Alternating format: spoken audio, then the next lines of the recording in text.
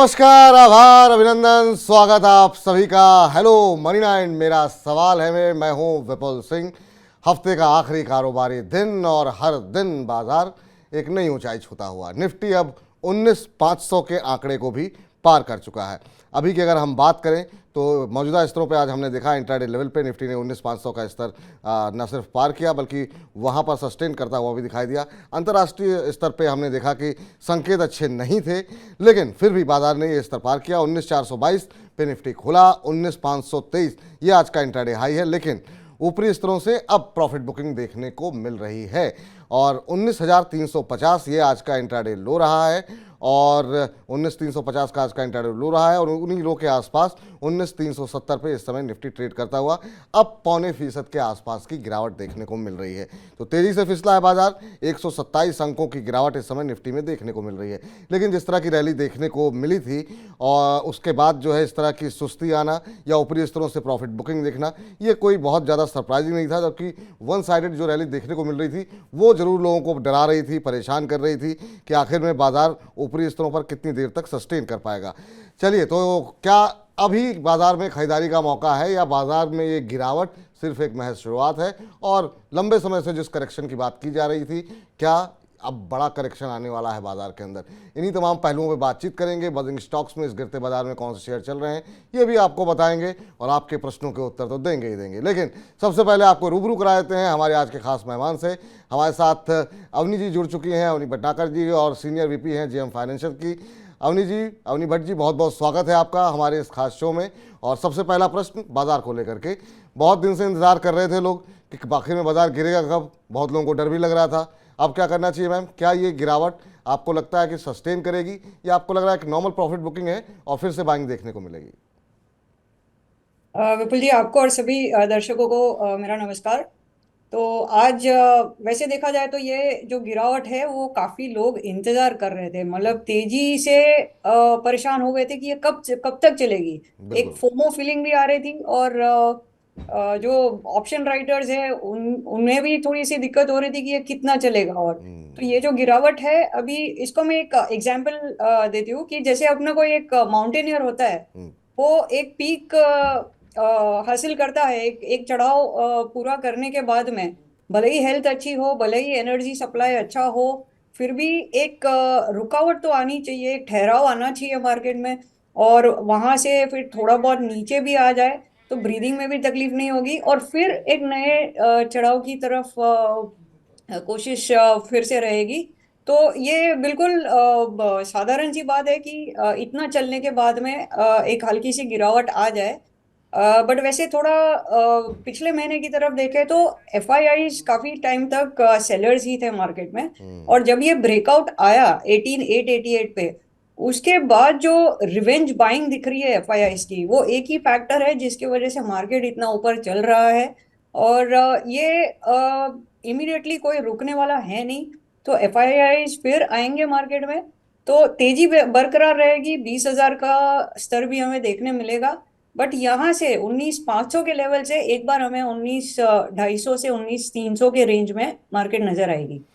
19,250, 19,300 ये रेंज देखने को मिल सकती है। अभी 19,350 के आसपास चल रहा है, यानी कि यहाँ से करीब करीब अवनी जी का मानना है कि 100 अंकों की गिरावट निफ्टी के अंदर और करेक्शन देखने को मिल सकता है। और ओवरऑल व्यू मार्केट पे उनका बुलिश है, तो जो भी गिरावट मिले वो खरीदारी का मौका है, ऐसा मानना है। और बहुत सारी टिप्पणियाँ भी आ रही हैं। परशुराम जी कह रहे हैं नमस्कार जी। नमस्कार सर परशुराम जी, कार्यक्रम में स्वागत है आपका। कोई प्रश्न होगा तो अवश्य पूछेगा। लेकिन अब हमारे साथ हमारे आज के पहले दर्शक भी जुड़ चुके हैं। केसी अग्रवाल जी हमारे साथ प्रश्न पूछने के लिए जुड़े हुए हैं। अग्रवाल साहब नमस्कार। नमस्कार। कैसे हैं सर आप? बहुत अच्छे हैं, आप कैसे हैं? हम बहुत अच्छे हैं सर, हम भी बहुत अच्छे हैं और आप ऐसे ही बहुत अच्छे बने रहिए सर। और बताइए कैसा है आपके शहर में मौसम का हाल? बढ़िया, अभी तो खूब बरसात हो रही है यहाँ। चलिए, बहुत अच्छी बात है सर। बहुत लंबा इंतजार मानसून ने कराया और अच्छी बात है कि हर जगह धीरे धीरे करके मानसून पहुंच रहा है। क्या प्रश्न है सर आज का आपका? मैं आदित्य फैशन खरीदा था 900 शेयर। अच्छा, आदित्य फैशन के, अच्छा। और हाँ, 382 के भाव पे। किस रेट पे? 382? हाँ जी। अच्छा अच्छा। और अभी अगर हम देखें तो आदित्य फैशन, और क्या नज़रिया क्या है सर आपका? 1 साल तक और होल्ड कर सकते हैं। 1 साल तक और होल्ड कर सकते हैं। चलिए ठीक है, 382 की इनकी खरीद है मैम, और हालांकि काफ़ी करेक्शन आ चुका है और इनकी खरीद से तो काफ़ी नीचे है, 213 214 के आसपास ये शेयर अभी चल रहा है। और करीब करीब 1 महीने में देखें तो 3-3.25% के आसपास की रैली देखने को मिली है, लेकिन पिछले 6 महीने में करीब 22% का नेगेटिव रिटर्न, और ऊपरी स्तरों से काफ़ी करेक्ट हो चुका है शेयर। ये अभी क्या करना चाहिए मैम, क्योंकि काफ़ी नुकसान में है ये? तो ये जो काउंटर है, जैसे आपने बताया कि 22% की गिरावट के बाद में एक पुल बैक 5-6% का तो दे ही सकता है। सो वही पुल बैक अभी फिलहाल हमें दिखाई पड़ रहा है, बट ऐसी कोई लंबी तेजी दिखाई नहीं दे रही है। सो 1 साल के होल्डिंग के बाद भी ये वापस 280 का भाव आए, उसकी उम्मीद रखना थोड़ा मुश्किल है। तो मेरे हिसाब से काफी सारे अच्छे काउंटर्स हैं मार्केट में जिसमें आप पोजीशन शिफ्ट कर सकते हो। यहाँ पे बिल्कुल लॉस होगा, बट इस लॉस को रिकवर करने के चक्कर में हम उसी पोजीशन में फंसे रहेंगे। उससे अच्छा जो ट्रेंडिंग घोड़े हैं मार्केट में, उनके उनमें एक बार शिफ्ट हो जाए तो बेहतर रहेगा। तो सर आपके लिए सलाह ये है कि जब भी कोई बाउंस बैक दिखे निकल जाइए, क्योंकि इतने लंबे समय तक 1 साल आपने इंतज़ार किया, फिर और 1 साल इंतज़ार करना चाह रहे हैं, तो इतना लंबा इंतज़ार करने से अच्छा है कि एक बार नुकसान बुक कीजिए। इस नुकसान की भरपाई के लिए बहुत सारे शेयर मौजूद हैं, बाज़ार अच्छे मूड में है और आपको अच्छे रिटर्न देखने को मिल सकते हैं। फिलहाल यहाँ पर नुकसान अपना बुक कर लीजिए। चलिए अगले दर्शक का प्रश्न लेते हैं और परशुराम जी से परशुराम जी का प्रश्न ले लेते हैं। परशुराम जी कह रहे हैं कि मैंने जेके टायर के शेयर ले रखे हैं और 200 के भाव पर इन्होंने लिया हुआ है। उन्होंने कहा कि 2 साल होल्ड कर सकते हैं। पूरे टायर पैक में मैम अच्छा खासा मूव, कल भी हमने देखा सीएट में करीब 19-20% की तेज़ी यहाँ पर देखने को मिली है, और आज हालांकि देखिए तो जेके टायर के शेयर में थोड़ी सी सुस्ती देखने को मिल रही है, 4% के आसपास की गिरावट यहाँ पर इस समय बनी हुई है। लेकिन इनकी खरीद जो है वो जो है 200 रुपये की है, तो यहाँ पर इनको प्रॉफिट हो रहा है। 246 का भाव, अभी 4% की गिरावट के बावजूद यहाँ पर जो है इनको प्रॉफिट हो रहा है 46 रुपये के आसपास का।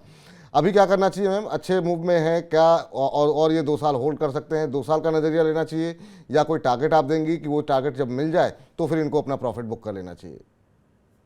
जी, ये जो स्टॉक है, इनकी खरीदारी के भाव के ऊपर ही इसका ब्रेकआउट हुआ है। 213 का एक ब्रेकआउट लेवल था, तो वहां से जो चलना स्टार्ट हुआ है, इसमें काफी लंबी तेजी अभी बाकी है। तो मेरे हिसाब से आपको ये होल्ड करना चाहिए।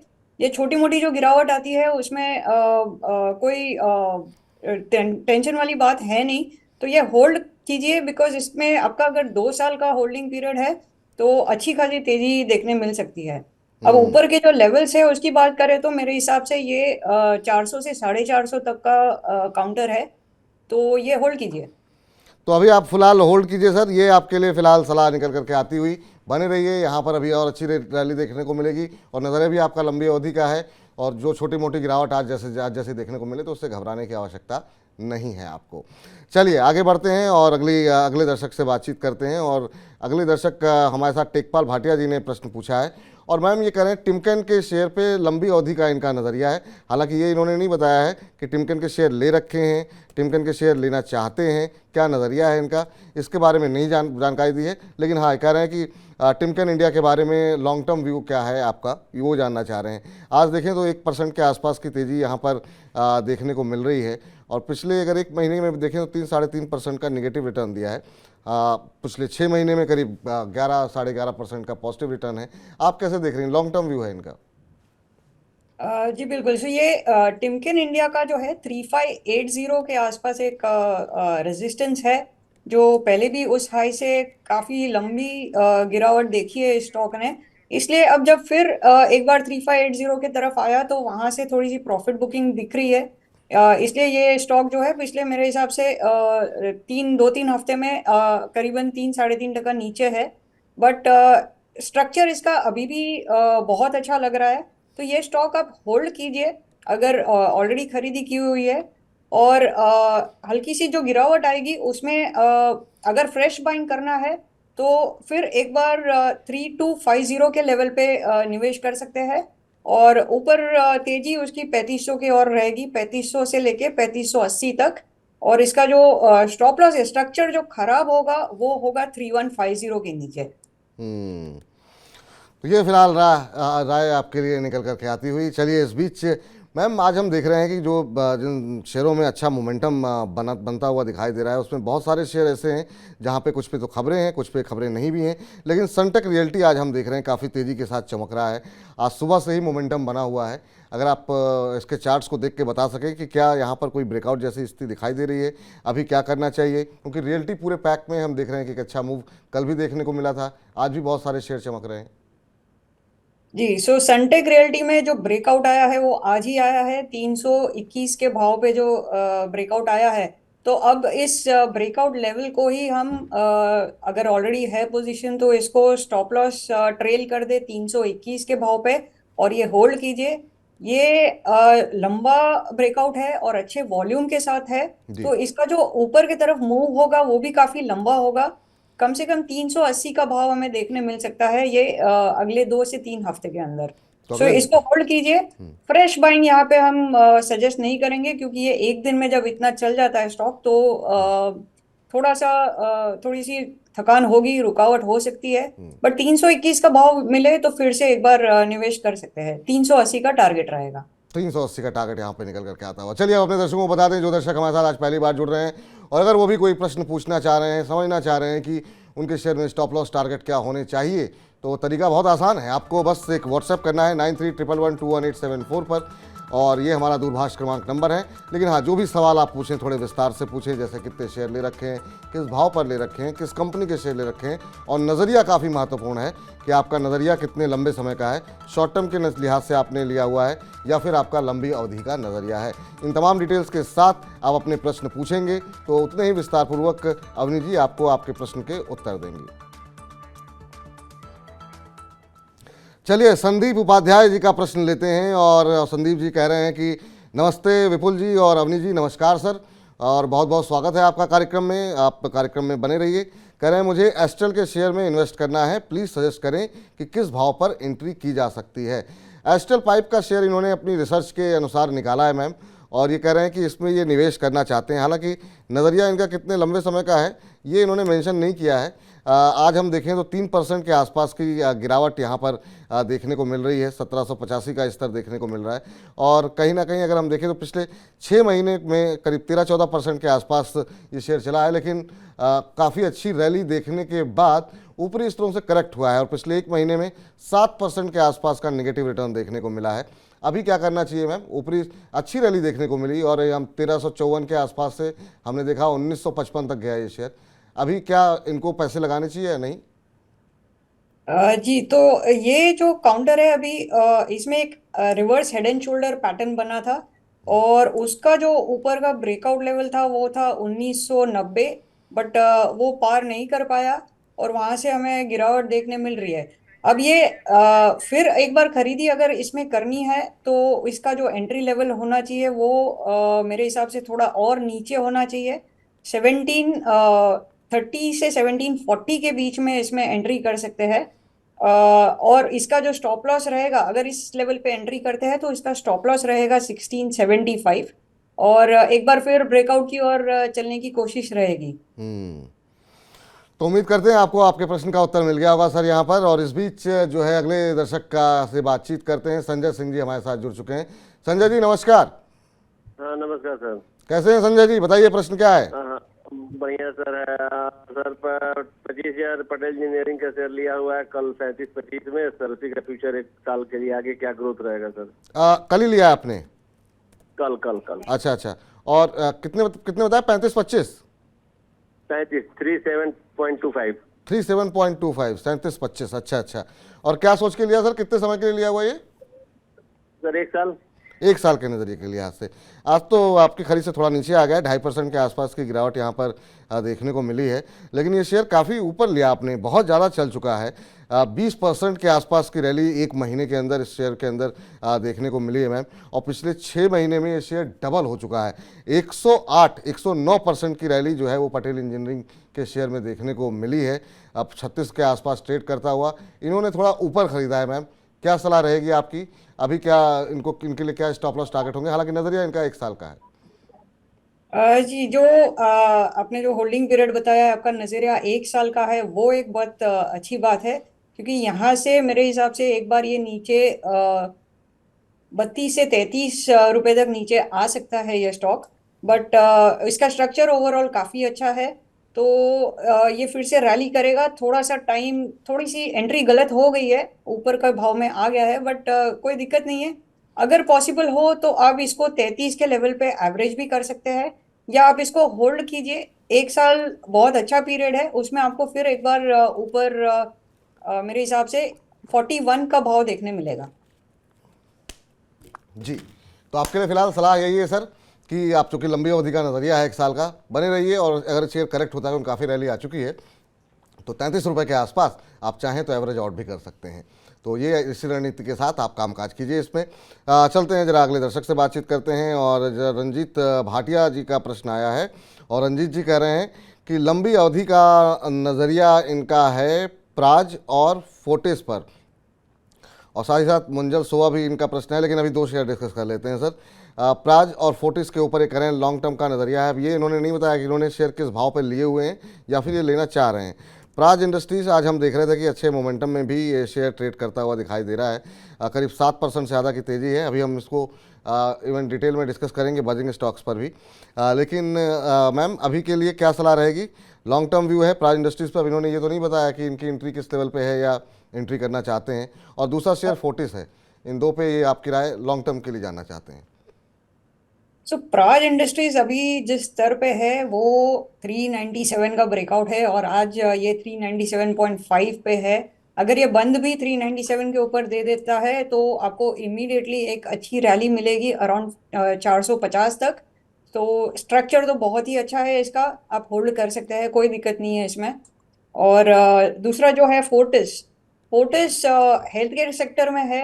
और एक यहाँ से अगर मार्केट में थोड़ा सा भी दबाव आता है जी। तो एज अ डिफेंसिव फार्मा और हेल्थ केयर सेक्टर अगले 2 साल तक तो बहुत ही अच्छा लग रहा है मेरे हिसाब से। अच्छा मुनाफा हो सकता है अगर कोई इन दो सेक्टर्स में अगर इन्वेस्टेड रहे। एंड ये तो वैसे ही ऑल टाइम हाई पे चल रहा है, तो इसको होल्ड कीजिएगा। इसमें बहुत लंबी तेजी बाकी है अभी। इसमें बहुत लंबी तेज़ी बाकी है अभी।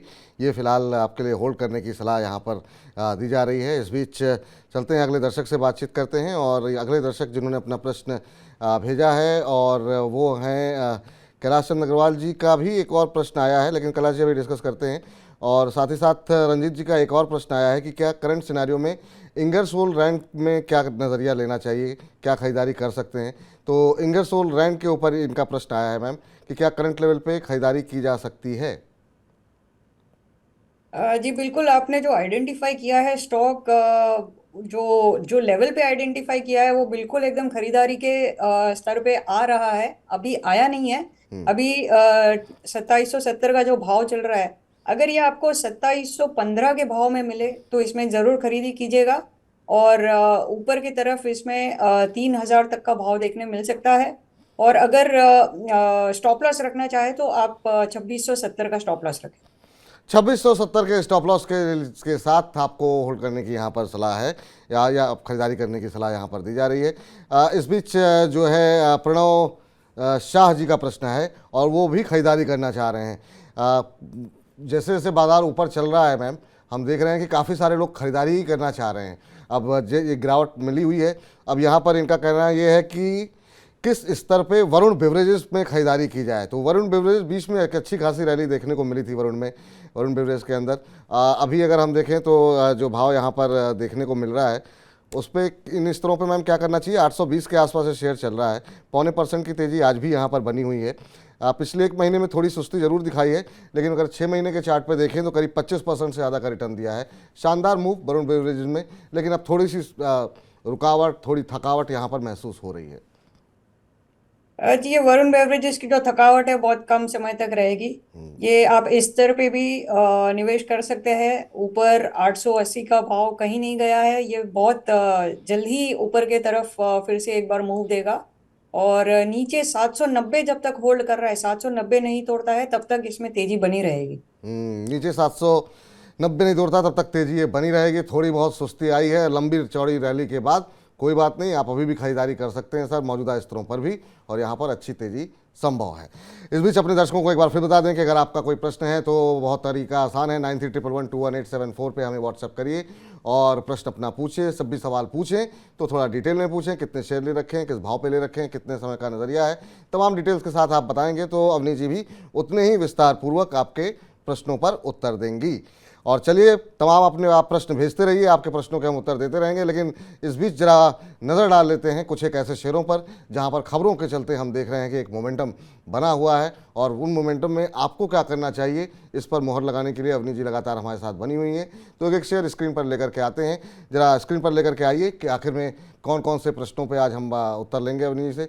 कल्याण ज्वेलर्स, यहाँ पर Q1 के नंबर्स आए हैं और काफ़ी शानदार बढ़त देखने को मिली है। पहली तिमाही में हमने देखा कंपनी की जो रेवेन्यू ग्रोथ है उसमें 31% के आसपास की बढ़त देखने को मिली है, और कंपनीज का डोमिनेंस जो है वो साउथ में था, अब कंपनी साउथ के बाहर जा रही है, और पहली तिमाही में कंपनी ने दक्षिण भारत के बाहर 12 नए शोरूम खोले हैं, और आने वाले समय में दिवाली से पहले तक कंपनी 20 नए शोरूम खोलेगी। ये तमाम खबरों के चलते और Q1 के नंबर अच्छे देखने के चलते हम देख रहे हैं कल्याण ज्वेलर्स में आज सुबह से अच्छी खासी तेज़ी यहाँ पर बनी हुई है। करीब 5% की रैली सुबह देखने को मिल रही थी, अभी 6.5% के आसपास की मजबूती मैम यहाँ पर देखने को मिल रही है। आप क्या सलाह देंगी? कल्याण ज्वेलर्स 6.5% की मजबूती यहाँ पर देखने को मिल रही है, और एक महीने के अंदर ये शेयर 48% से ज़्यादा की तेज़ी यहाँ पर देखने को मिली है, तो शानदार अपमूव यहाँ पर देखने को मिला है। आप क्या सलाह देंगे? यहाँ पर और ज़्यादा अपसाइड बचा हुआ है या फिर जिन्होंने लिया हुआ है उन्हें प्रॉफिट बुक करना चाहिए? ये कल्याण ज्वेलर्स जैसे कि डाइवर्सिफाई कर रहा है, अभी काफी सारे क्षेत्र में उसका प्रेजेंस भी दिखाई पड़ रहा है। इस स्टॉक में ऊपर की तरफ अभी 15 से 17% की जगह है, तो आप होल्ड कीजिएगा इसको, अभी इतना जल्दी बुक मत कीजिएगा। बहुत चल चुका है, जरूर है आपका प्रॉफिट भी हो रहा होगा, बट आप लंबे मुनाफे की सोचेगा। सो यहाँ से 15 से 17% का और अपसाइड है। जी मैम, अगर फ्रेश एंट्री करनी हो तो क्या अवॉइड करना चाहिए या भी कर सकते हैं?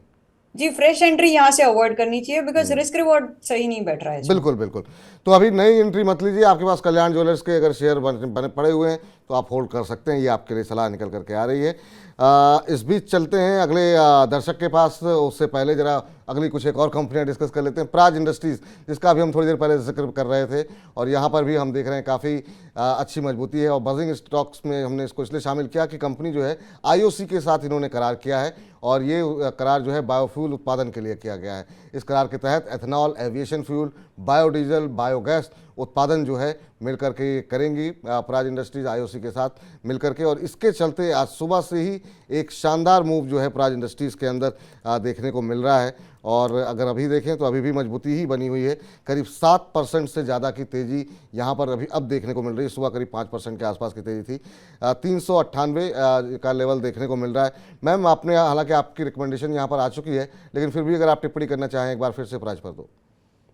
जैसे कि बताया कि आज ये 397 का इसका ब्रेकआउट लेवल है, वो आज ही इसने तय किया है और इसके ऊपर टिका हुआ है। मेरे हिसाब से निवेश करना है तो आज ही करना चाहिए इसमें, क्योंकि आज ही इसमें ब्रेकआउट आया है।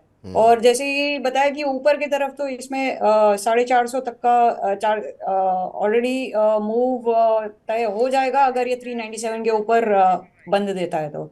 जी, इस बीच कैलाश चंद्र अग्रवाल जी कह रहे हैं कि आपने मेरा नाम लिया और मेरा सवाल नहीं लिया। सर परेशान मत होइए, बजिंग स्टॉक्स डिस्कस कर लें, आपका प्रश्न तुरंत लेते हैं।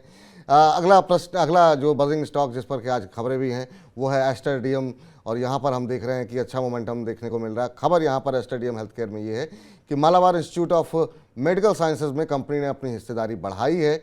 वहाँ पर कंपनी ने करीब 2% से ज़्यादा का हिस्सा जो है वो कंपनी ने बढ़ाया, 2.36% हिस्सा और ख़रीद करके। अब कंपनी की टोटल हिस्सेदारी जो पहले 76% के आसपास थी, अब ये बढ़ करके हो गई है 78.37%। और इसी खबर के चलते आज हम देख रहे हैं कि एस्टर डीएम हेल्थ केयर के शेयर में सुबह से ही मजबूती बनी हुई है, करीब 4% के आसपास की। अभी अगर देखें तो एस्टर डीएम के शेयर में जो स्थिति देखने को मिल रही है, करीब ऊपरी स्तरों से हल्का हुआ 1.5% के आसपास की तेज़ी अभी भी यहाँ पर बनी हुई है, लेकिन ऊपरी स्तरों से लेकिन थोड़ा सा करेक्ट होता हुआ। मैम, कैसे देख रही हैं एस्टर डीएम हेल्थ केयर? खबरें हैं यहाँ पर और इन खबरों के चलते थोड़ा मोमेंटम भी है। तो ओवरऑल हेल्थ केयर सेक्टर में ये एक छुपा हुआ स्टॉक है जो धीरे धीरे चलता है, हमेशा किसी के ध्यान में बिल्कुल एक साथ नजर आता नहीं है। कि बट आज चला है, आज खबर आई है यहाँ से थोड़ी बहुत प्रॉफिट बुकिंग भी हुई है, बट ये 310 के नीचे नहीं जाना चाहिए। इंट्राडे में भी 310 का ही सपोर्ट है, तो 310 के लेवल पे अगर मिलता है तो फिर से एक बार निवेश कर सकते हैं इसमें। और ऊपर की तरफ ये कंपनी ग्रोइंग कंपनी है, सो इसका जो अगर थोड़ा लंबा सर देखे, 2 से 3 साल तक का समय देखे, तो ये कम से कम 550 से 600 के रेंज में आना चाहिए स्टॉक। 550 से 600 की रेंज में शेयर जो है आना चाहिए। तो यहाँ पे अभी अभी और ज़्यादा अपसाइड की उम्मीद बनी हुई है, तो यहाँ पर अपनी रणनीति आप बना सकते हैं। चलिए अगले अगले कंपनी के बारे में चर्चा करते हैं, और वो है टाइटन। और ये पूरा जो सेक्टर है, कल हमने देखा स्पेंको गोल्ड के आईपीओ को काफ़ी शानदार रिस्पांस मिला, शानदार लोगों की तरफ से जो है रिस्पांस देखने को मिला। अभी हमने कल्याण ज्वेलर्स की बात की, वहाँ पर हम देख रहे हैं काफ़ी अच्छा मूव। और अब टाइटन पे खबर ये है कि यहाँ पर Q1 के नंबर जो आए हैं उसमें कंपनी ने 20% की ग्रोथ हासिल की है, ये जो Q1 के अंदर। इसके अलावा कंपनी ने नए शोरूम खोलने की योजना बना रही है, 68 नए स्टोर खोले हैं Q1 के अंदर, तो काफ़ी तेज़ी से एक्सपेंशन भी हो रहा है टाइटन का। और कंपनी के अब कुल रिटेल की संख्या, रिटेल स्टोर्स जो हैं उनकी संख्या बढ़ करके अब 2778 स्टोर हो गए हैं। और इसके चलते आज हम देख रहे हैं कि सुबह से टाइटन के अंदर एक अच्छी बढ़त देखने को मिल रही है, करीब 3% के आसपास की तेज़ी यहाँ पर सुबह से देखने को मिल रही है। और टाइटन के अभी करंट प्राइस की बात करें तो भी अभी ऊपरी स्तरों से थोड़ा ज़रूर हल्का हुआ है, लेकिन करीब 2% के आसपास की मजबूती यहाँ पर देखने को मिल रही है। मैम, एक महीने के अंदर करीब 9% के आसपास की रैली यहाँ पर देखने को मिली है। पिछले 6 महीने में 27% का रिटर्न देखने को मिला है, और शानदार तेज़ी है, अभी भी मोमेंटम में है। क्या करना चाहिए, अभी फ्रेश बाइंग की सलाह होगी क्या? टाइटन एक ऐसा क्लासिक कंजम्पशन स्टॉक है कि किसी को घड़ी पहननी है तो टाइटन सबसे पहले दिमाग में आता है, ज्वेलरी में टाइटन है, तो इसका जो बिजनेस है वो एक क्लासिक कंजम्पशन स्टोरी है, ये कभी कम होने वाला है ही नहीं। तो और इसलिए ये स्टॉक ऐसा है कि पोर्टफोलियो में हमेशा रहना ही चाहिए। अगर गिरावट आती है, पूरा मार्केट करेक्ट होता है और किसी कारण से अगर इसमें गिरावट आती है तो इसको और जमा कीजिए। इस काउंटर को कभी भी आप बेचने की सोचेगा मत। हाँ जी, ट्रेडिंग जरूर करना है। ट्रेडिंग अगर करना है तो इसमें एक बार आप प्रॉफिट बुक कर सकते हो। आपको नीचे 3120 का लेवल फिर मिलेगा, तो 3120 के लेवल पे एक बार फिर से निवेश कीजिए। बट इस स्टॉक को पूरी तरह से कभी निकालिएगा मत, हमेशा पोर्टफोलियो में इसको रखिएगा। तो अपने पोर्टफोलियो का एक नगीना आप टाइटन को मान सकते हैं, जो कि आपके पोर्टफोलियो में रहना चाहिए। समय समय पे अगर ज़्यादा तेज़ी लगे थोड़ा थोड़ा प्रॉफिट बुक कर लीजिए, पूरी तरीके से मत निकलिए, ऐसा मानना है अवनी जी का। पोर्टफोलियो में बना करके रखिए, और ये इसकी मांग डिमांड जो है वो अभी ख़त्म नहीं होने वाली है, क्योंकि प्रोडक्ट्स काफ़ी लोकप्रिय हैं और हर विभिन्न विभिन्न क्षेत्रों के प्रोडक्ट जो है वो कंपनी बना रही है। चलिए अगले शेयर पर बातचीत करते हैं, और अगला शेयर है शोभा डेवलपर्स। शोभा डेवलपर्स पे खबर यहाँ पर भी जो है Q1 के नंबर्स ही हैं जो कि हम देख रहे हैं कि जो आए हैं, और वो चाहे जेम्सन ज्वेलरी हो, रियल एस्टेट हो, हर जगह ये डोमिनेट कर रहे हैं। Q1 में कंपनी की जो टोटल बिक्री रही है, इसमें हमने देखा 28% की बढ़ोतरी देखने को मिली है, 1465 करोड़ रुपये, और ये अब तक का सबसे हाईएस्ट लेवल है। ये अब तक की सबसे ज़्यादा बिक्री की गई है कंपनी की तरफ से, शोभा डेवलपर्स की तरफ से। इसके अलावा कुछ एक और भी खबरें यहाँ पर निकल करके आई हैं कि कंपनी कुछ एक एक्सपेंशन भी प्लान करने की योजना बना रही है, और कंपनी का जो प्राइस रियलाइजेशन Q1 के अंदर रहा है वो भी ऑल टाइम हाई रहा है, ये 10,506 रुपये प्रति वर्ग फुट रहा है। तो ये तमाम वो खबरें रहीं Q1 के नंबर्स जो निकल करके आए हैं शोभा डेवलपर्स के, जिसके चलते हम देख रहे हैं कि यहाँ पर एक अच्छी तेज़ी यहाँ पर देखने को मिली। और पूरे रियल्टी पैक में बहुत शानदार तेज़ी हमने देखी, चाहे वो DLF हो, प्रेस्टीज एस्टेट हो। अभी भी हम देख रहे हैं कि 4% से ज़्यादा की तेज़ी सुबह के अंदर देखने को मिल रही है। और इवन NCR के अंदर जो खबरें आ रही हैं कि जो तमाम घर नहीं बिक रहे थे उनमें काफ़ी नंबर्स में गिरावट आई है, नए खरीदार मिल रहे हैं, तो इस पूरे सेक्टर पे काफ़ी अच्छी तेज़ी है। मैम, शोभा डेवलपर्स पे खबर है और पूरे सेक्टर में भी रैली है। शोभा पे आपकी राय जानना चाहेंगे। 4% के आसपास की तेज़ी आज यहाँ पर देखने को मिल रही है, जो Q1 के नंबर्स देखने को मिले हैं। पिछले 5 दिन के अंदर 8% के आसपास की रैली यहाँ पर आती हुई दिखाई दी है। अभी कैसे देख रही हैं आप? विपुल जी, एक बहुत ही पॉपुलर कहावत है, sell on rise, sell on news and buy on rumours. So इसमें आज खबर आई है और ये स्टॉक चला है। अदरवाइज ये काफी स्लो मूवर स्टॉक है। इसमें अगर टेक्निकली देखें तो डेली, वीकली और मंथली तीनों टाइम फ्रेम में 590 का एक सॉलिड रेजिस्टेंस है। तो अगर ऑलरेडी आप होल्ड कर रहे हो तो 590 के आसपास प्रॉफिट बुक कीजिएगा।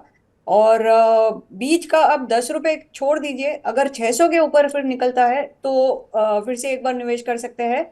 बट एक बार तो 590 पे प्रॉफिट बुक करना बनता ही है।